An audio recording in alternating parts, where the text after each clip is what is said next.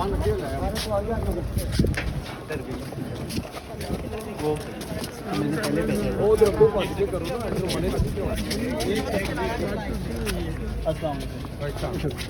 آپ نے بہت سارے جلسے کیے خیبر پختونخوا میں، بڑی پذیرائی بھی تھی، پنجاب میں کیا کرنے جا رہے ہیں؟ پنجاب میں ہم وہی کام یہاں پہ شروع کر رہے ہیں۔ آغاز آج لاہور ہائی کورٹ بار ایسوسی ایشن کی اس کنونشن سے کیا۔ وکلاء نے اپنے بھرپور تعاون کا یقین دلایا ہے، ILF نے پورے جوش و جذبے کا اظہار کیا ہے، اور انشاءاللہ جب پنجاب کے وکلاء ہمارے ساتھ ہوں گے تو سمجھے کہ آدھی ہماری جو کامیابی ہے وہ ہمیں مل گئی انشاءاللہ۔ آئی ہے سپریم کورٹ کی ملٹری ٹرائل کے حوالے سے سویلین کا، اس پر آپ کی کیا opinion ہے؟ پاکستان کی متنازع ترین فیصلوں میں جو عدلیہ نے دی ہے، یہ ایک متنازع ترین فیصلہ تصور ہوگا۔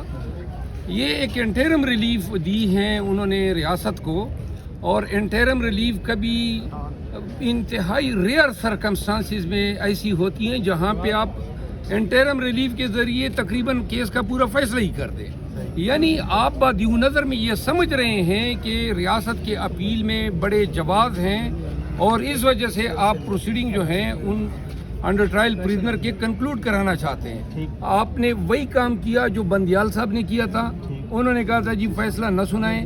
جب ایک دفعہ وہ قانون ہی جو ہے الٹرا وائرس ڈکلیئر ہو گیا تو پھر اتنی بڑی ریلیف کا حق نہیں بنتا تھا، اور پھر وہ انسانی آزادی پہ آرٹیکل 9 اور آرٹیکل 10A کے ہوتے ہوئے، اور جب تک آرٹیکل 8 آئین میں موجود ہیں، یہ فیصلے جو ہیں آئین سے متصادم ہیں۔ سر سائفر کیس میں سابق چیئرمین PTI پر فرد جرم عائد ہو گئی ہے، الیکشن سے پہلے آپ کو کیا لگتا ہے ان کو سزا سنانے جا رہے ہیں؟ سائفر کیس میں جو فرد جرم عائد ہوئی ہیں، 9 مئی کو خان کو گرفتار کیا گیا، اس لیے کہ 10 مئی میں توشہ خانہ کیس میں فرد جرم عائد کروانی تھی، اور میں خان کے ساتھ پیش ہوا تھا۔ اس وقت انہوں نے عدالت پولیس لائن میں لگائی تھی۔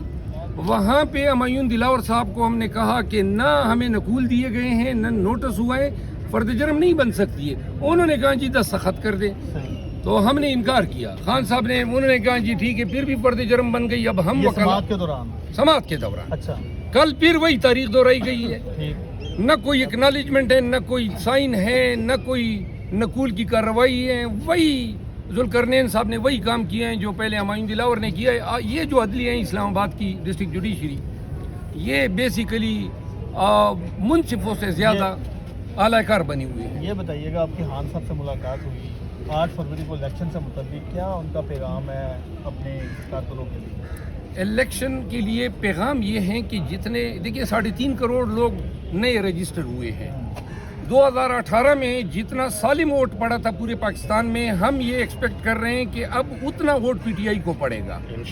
پٹواریوں کے ووٹ میں اضافہ نہیں ہوا ہے، لیکن جتنے بھی 18 سال سے اوپر، پاکستان میں جلسہ بھی کیا بہت جی میں بتاتا ہوں، 18 سال کے بعد جو جنریشن آئی ہے 3.5 کروڑ، یہ سارے PTI کا ووٹ بینک ہے۔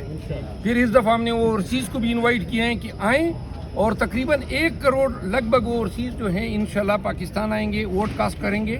ہم یہ ایکسپیکٹ کر رہے ہیں کہ 8 فروری کو خان صاحب کا زور زیادہ اس پہ ہے کہ جو کروڑوں لوگ ہیں ان کی نیومیریکل اسٹرینتھ کو ووٹ میں کنورٹ کریں تاکہ ووٹ صحیح جو ہیں کاسٹ ہو جائے۔ صاحب آپ نے KPK میں تو جلسے کیے، سارا کچھ کیا، یہاں پر ہم نے دیکھا کہ زبان بار میں ایک صورتحال ہوتی تھی جب خان صاحب کی کوئی پیشی تھی یا کوئی چیز تھی، کارکن بڑی تعداد میں نکلتے تھے۔ اب 9 مئی کے بعد نہ یہاں پر کوئی میٹنگ ہوئی، نہ کارکن باہر نکلتے ہیں، کدھر چلے گئے سب لوگ؟ یہ KPK میں بھی یہی صورتحال تھی، اور جب ہم نے نعرہ لگایا کہ خان کے حکم پہ کنونشن کریں گے اور قوم کو نکالیں گے، تو لوگ ہماری باتوں کو دیوانے کی بڑھ سمجھا کرتے تھے۔